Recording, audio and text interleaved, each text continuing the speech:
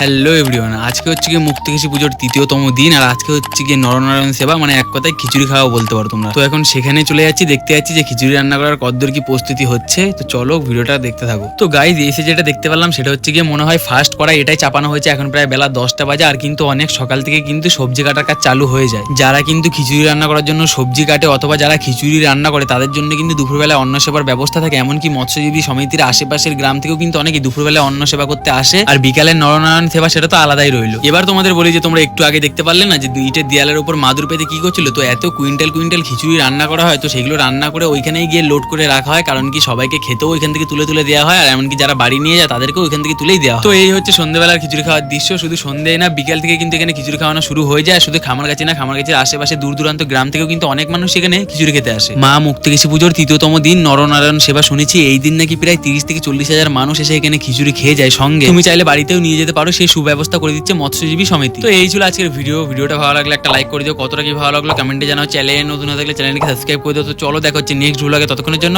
By.